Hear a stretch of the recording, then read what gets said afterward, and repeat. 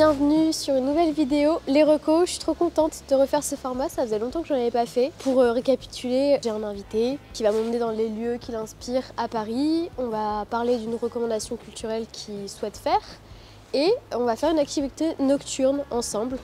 Et aujourd'hui, j'ai l'honneur d'accueillir Romane, qui est déjà un peu à Paris sur ma chaîne, qui est une très grande artiste d'ailleurs. Il faut que vous ayez suivi son travail. Et on va aller dans un premier lieu qui est une librairie où j'aime bien aller, dans le 5e.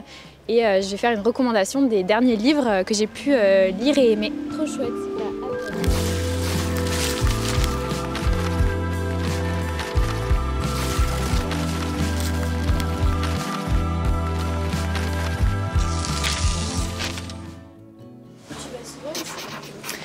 Ouais, c'est une librairie où j'aime bien aller parce qu'ils ont quand même pas mal de choix, elle est assez grande et on fait toujours des découvertes. Ah bah c'est celui-là dont je te parlais, Les Rois Maudits. Ça justement c'est des livres que j'ai lus il y a longtemps aussi mais qui sont trop intéressants. Ça parle de l'histoire de France de manière romancée, ça se lit hyper facilement. Maintenant je vais vous emmener au rayon des arts pour vous présenter quelques lectures que j'ai faites récemment. Pourquoi n'y a-t-il pas eu de grande artiste femme de Linda Noechlin? C'est un peu genre le texte fondateur qui re-questionne la place des femmes artistes dans l'histoire de l'art et qui explique pourquoi justement on n'est pas au courant de toutes ces femmes artistes, parce que en tant que discipline, l'histoire de l'art est fondamentalement patriarcale et elle ne favorise pas du coup la reconnaissance de la femme artiste. Du coup c'est hyper intéressant pour déconstruire justement l'idée de l'histoire de l'art et pourquoi il n'y a pas de grandes femmes artistes. Enfin, c'est bien sûr que si, il y en a, c'est juste que par différents systèmes on leur laisse pas la place. C'était interdit pour les femmes jusqu'au début des années 1910 de faire partie des beaux-arts. On interdit aux femmes de participer aux sessions de dessin de nus, de modèles vivants.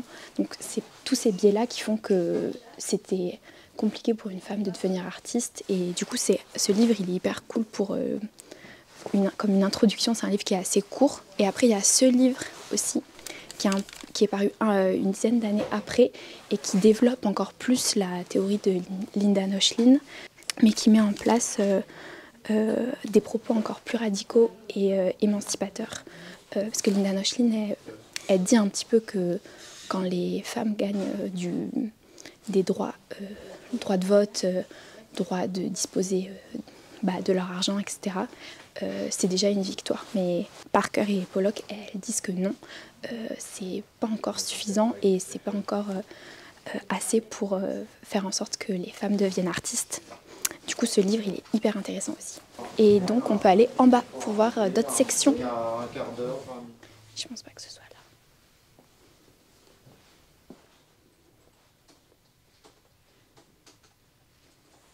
Ça, c'est un autre livre que j'ai lu récemment et que j'ai trop aimé et qui questionne vraiment l'usage que l'on fait des outils numériques, d'internet, des réseaux sociaux. Et ça propose un peu une façon de s'en libérer et de les utiliser de manière plus consciente pour justement pouvoir opérer des choix dans l'usage que l'on en fait. Ça nous montre vraiment que quand on utilise les outils numériques, on est vraiment coincé dans un système qui souhaite nous diriger, qui souhaite uniformiser notre pensée. Et du coup là c'est vraiment justement une éloge du bug. Comment faire naître l'erreur dans le passage au numérique, comment faire en sorte de trouver des alternatives à l'usage que l'on fait, et ça permet de prendre conscience de l'ampleur que le numérique a sur notre vie, et voilà, je le conseille. Ça c'est un livre que j'ai lu il y a plusieurs années, mais vraiment c'est un livre qui m'a marquée. Ça s'appelle donc Des fleurs pour Algernon de Daniel Caiz, et en fait c'est écrit à la manière d'un journal intime tenu par Charlie Gordon, qui va faire les frais d'une expérience scientifique où grâce à un médicament il va décupler son intelligence. Et donc au début du roman, il est qualifié comme simple d'esprit, et on suit tout au long du roman l'évolution de sa pensée, de ses considérations et de sa vision du monde. Et c'est un livre hyper marquant parce que ça met vraiment en lumière les les pensées de quelqu'un et tout ce qui peut traverser l'esprit humain et qui fait qu'on peut se sentir démuni face à l'ampleur du monde dans lequel on vit. Et c'est hyper bien écrit et on plonge dans l'histoire immédiatement. C'est vraiment un livre que je conseille. Oui, j'ai envie de le lire, j'ai envie de l'acheter. Je pourrais te le ramener si tu veux. Le deuxième lieu que je voulais faire visiter, c'est Lafayette Anticipation. C'est du coup une galerie financée par les Galeries Lafayette qui met en avant des jeunes artistes contemporains. Il y a 3 expositions différentes par an et elles sont toutes gratuites et je trouve que c'est un super endroit pour venir découvrir des nouvelles figures du monde artistique. Bon, après ça, j'ai eu des problèmes de son, mais Romane introduisait en fait l'exposition qui porte sur le travail de Martine Sims, une artiste américaine. Romane explique aussi qu'elle a déjà fait l'expo et qu'elle n'a pas forcément été touchée par cette artiste-là, mais que ça reste une approche intéressante qu'elle avait envie de présenter ici. Et elle ajoute que, par exemple, l'année dernière, il y avait une exposition d'Ici Wood qu'elle avait particulièrement appréciée. Du coup, il y a une citation qui introduit le travail de Martine Sims que je vais vous lire. Dans la plupart des espaces publics, notre image est constamment enregistrée par une multiplicité d'appareils. Je pense qu'être public, probablement pendant la plus grande partie de ma vie, a signifié consentir à être enregistré. Et du coup, c'est vraiment ce qu'elle met en avant dans cette exposition. Et le fait d'être constamment enregistré, de laisser des traces partout. Et elle nous propose une immersion dans son bureau. Et tout au long de l'exposition, on peut acheter des produits qu'elle propose à la vente. Donc c'est vraiment une exposition vente. C'est assez particulier comme exposition. Et ça pose aussi la question de, tu parles de ta vie, mais c'est aussi une forme de manipulation envers les personnes qui regardent ce contenu, parce que c'est une mise en récit qui relève un peu de la fiction des fois, où on se met en scène quand même. Et en plus de ça, tu le fais à travers un partage qui se veut monétisé. Du coup, cette expo, elle propose vraiment une nouvelle façon de voir le lieu d'exposition, qui ici est un peu mis en scène à la manière d'un magasin, à la fois d'un magasin et du bureau de l'artiste où elle pourrait travailler. Et elle interroge vraiment les questions entre lieu public, lieu privé, le vu et le non-vu. Et moi, je ne suis pas forcément hyper réceptive à son travail. Mais par contre, ce que j'aime beaucoup, c'est la dernière salle de l'exposition qui en fait montre que dans toute l'exposition, il y a des caméras de surveillance qui nous filment en continu, qui filment les visiteurs. Et ça pose vraiment question sur aujourd'hui, on est constamment filmé, on laisse des traces partout où l'on va. Et ça questionne vraiment ces dispositifs de surveillance qui sont présents partout, et ça fait un peu écho au livre que je présentais un peu avant, Éloge du bug, comment s'extraire de ces dispositifs et comment vivre avec en tout cas. Dans mon idéal, du coup, j'aimerais bien osciller entre le freelance, donc travailler pour des entreprises, et avoir une pratique artistique personnelle, entre l'artisanat et la production plus d'œuvres unique, artistique. Qu'est-ce que tu fais toi ? Moi du coup je fais beaucoup de textile et de céramique également.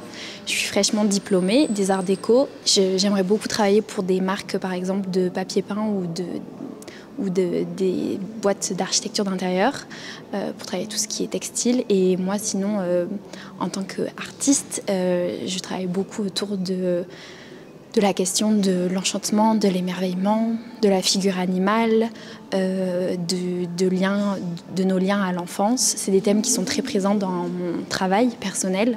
Tu documentes beaucoup, tu lis beaucoup. En quoi est-ce que ça t'aide dans ton quotidien de te documenter sur des artistes femmes justement ? Je pense que c'est hyper important d'avoir une représentation de ces figures féminines qui existent, mais qui sont trop sous peu représentées.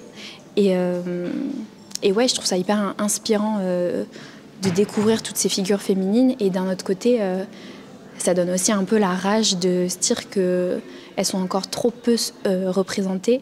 Et en fait, c'est encore difficile, je pense, pour accéder à une certaine notoriété. Quand on est une femme, on fait face à plus de difficultés, autant d'accéder à à une éducation artistique, que de se laisser l'opportunité de faire des choix qui peuvent mener à une forme de précarité. Enfin, c'est forcément plus difficile, je pense, quand on est une femme. Du coup, c'est important d'avoir toutes ces représentations en tête de femmes qui ont fait histoire et qui, aujourd'hui, on commence à reconnaître leur importance dans l'histoire de l'art et se dire que c'est possible et que... Ça te donne du courage. Ouais, ça donne du courage, je trouve. Et puis même quand même, les choses changent petit à petit. Est-ce que tu peux nous parler de ta reco culturelle? Oui, du coup, ce que je voulais recommander, c'est le travail de Charlotte Salomon, une artiste juive qui a vécu durant l'entre-deux-guerres. Et en fait, son œuvre majeure, ça s'appelle Vie ou théâtre. Et c'est un récit autobiographique qu'elle a réalisé en moins de 2 ans, entre 1941 et 1942, juste avant du coup d'être déportée à Auschwitz et d'être assassinée là-bas. En fait, je trouve que c'est une artiste qui est déjà un peu méconnue, on ne connaît pas trop son histoire, alors que c'est quand même un récit collectif qu'elle nous livre et sur la place de la femme durant l'entre-deux-guerres, sur la condition des femmes juives persécutée, parce que du coup elle est née à Berlin, mais elle s'exile du coup à Nice, chez ses grands-parents pour fuir la guerre, qui va finir par la rattraper. Mais du coup, ce qui est intéressant aussi dans son œuvre, donc c'est une œuvre, comme j'ai dit, qu'elle a réalisée très rapidement, et ça comprend à peu près 1000 peintures qu'elle a réalisées. Donc c'est une œuvre genre conséquente. Dedans, il y a vraiment à la fois donc ces peintures, beaucoup de textes, également du chant. Et elle parle donc forcément de la guerre, mais elle parle aussi beaucoup de la lignée féminine dans sa famille et victime de nombreux suicides. Son arrière-grand-mère, sa grand-mère, sa mère et sa tante se sont toutes suicidées. Du coup, elle réalise vraiment ce travail pour essayer d'échapper à son suicide qui paraît proche et inévitable. Okay. Donc il y a vraiment cette nécessité d'extraire d'elle-même ces questionnements sur vivre ou mourir, se donner la mort. Et elle le fait avec une vivacité, un coup de crayon hyper bruyant de vie. Et c'est vrai que c'est un peu à la manière d'une bande dessinée ou d'un storyboard pour faire un film, son récit. Et en fait, ça se dévore. On a envie de tourner les pages. Chaque composition qu'elle livre, chaque peinture est hyper vivante. C'est encore assez récent la reconnaissance qu'on lui donne. Il y a eu une exposition à Nice il y a une dizaine d'années sur son travail. C'est un peu la première en France. Et ensuite, il y a un livre qui a été fait sur son travail, mais c'est quand même assez récent parce que du coup, aussi, ce qui est intéressant dans cette œuvre, c'est que ça a failli ne jamais atteindre la postérité parce qu'elle a été déportée et juste avant d'être déportée, quand elle sentait justement que ça allait arriver, elle a donné son travail à du coup, une amie qui l'hébergeait, une amie française, et elle l'a écrit sur le paquet Prends-en soin, c'est toute ma vie. Donc elle a été déportée et tuée dans les camps? Ouais, c'est ça. Elle était enceinte de 5 mois quand elle a été déportée. Donc c'est pour ça que les historiens pensent qu'elle a été tout de suite tuée à Auschwitz. Les parents de Charlotte Salomon ont échappé à la mort. Cet ouvrage leur est parvenu et ça a mis très longtemps avant de comprendre que c'était un récit qui était vraiment numéroté, qu'il y avait une chronologie, il y a un prologue, un développement et un épilogue qu'elle constitue également comme un peu des actes de théâtre. Et du coup, ça a mis du temps avant de vraiment comprendre toute la portée de son travail. Ouais. Et toi, comment t'as fait la découverte de cette artiste-là? Du coup, moi, je l'ai découverte dans un livre qui s'appelle « Femme artiste, artiste femme ». Et qui en fait recense toutes les artistes, enfin pas toutes, mais une sélection d'artistes à travers le 19e, 20e, 21e siècle je crois. Mais en tout cas, il mentionnait le nom de cet artiste à la fin de la partie consacrée justement à l'entre-deux-guerres sur les artistes. Et c'est vrai que j'ai été curieuse de découvrir son travail parce que c'est vraiment un récit forcément qui est individuel, c'est son récit à elle, mais qui fait écho quand même à un récit collectif de la place de la femme à cette période-là. Même le fait que j'ai jamais entendu parler de cette artiste, alors qu'elle a fait quand même une œuvre incroyable. Du coup, c'est comme ça qu'ensuite, je suis allée consulter un livre de chez Taschen qui est sorti en 2015 et qui, du coup, montre à la fois toute l'œuvre de Charlotte Salomon et également qui explique l'origine de cette œuvre, sa portée, qui fait la biographie aussi de Charlotte Salomon. C'est hyper intéressant, merci de ce partage. Et là, tu disais qu'elle a fait une expo à Nice. Est-ce qu'elle a exposé à d'autres endroits en France? Est-ce que tu penses qu'on a moyen de trouver son travail? Alors, je ne crois pas qu'elle soit exposée en France. Par contre, son travail, du coup, il fait partie les planches originales font partie d'un musée en Allemagne sur, du coup, la déportation, il me semble. Il me semble aussi qu'il y a eu d'autres expositions, notamment à Israël, sur son travail. Mais du coup, je dirais que le moyen le plus facile d'avoir accès à son travail, c'est via du coup, le livre que j'ai consulté de chez Taschen. Je pense qu'il doit être trouvable en librairie peut-être, je sais pas. Et je crois qu'il y a un film aussi qui est sorti sur sa vie. Mais ça, je suis pas sûre, mais je crois. Enfin, je suis pas allée voir encore. Ouais, mais en tout cas, dans le livre que j'ai consulté, il disait qu'il y avait un film qui avait été produit. Donc il y a quand même des travaux qui ont été faits autour d'elle. Un petit peu, mais c'est pas connu du grand public, quoi. Ouais.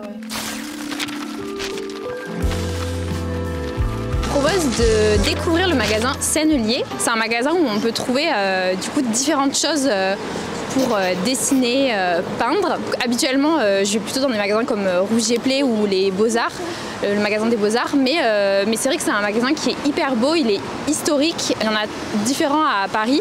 Celui-là, c'est celui qui est dans le 7e, juste en face de la Seine. C'est incroyablement beau à l'intérieur et les produits qu'ils vendent sont incroyables, surtout les craies. Donc, je vous invite à me suivre.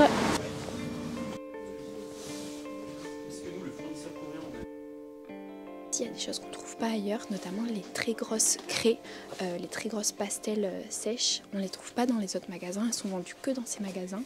Du coup, c'est à la demande expressément des artistes qui ont développé ces gros formats de pastels.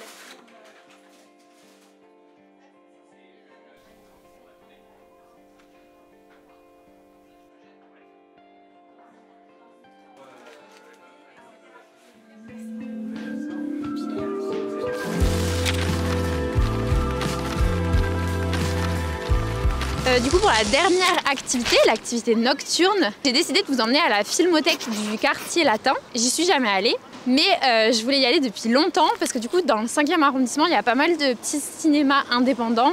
Les Trois Luxembourg, le Champeau. Du coup, ça fait partie des cinémas qui étaient sur ma liste parce que je trouve que c'est hyper important de soutenir les cinémas indépendants. Et en plus de ça, du coup, à la Filmothèque du quartier latin, il y a pas mal forcément d'anciens films et je pense que ça va être hyper agréable de les voir sur grand écran. Et ce soir, on va voir quoi? Et ce soir, on va donc voir Pulp Fiction. Voilà. Trop bien. Coucou, je n'ai pas filmé hier en sortant du cinéma parce qu'il pleuvait des cordes, mais franchement c'est trop chouette de voir ce grand film en salle de ciné. Et j'espère que vous avez apprécié toutes les recos de Romane. Franchement, moi j'ai passé une trop bonne journée. Et je vous dis à très bientôt pour une prochaine vidéo.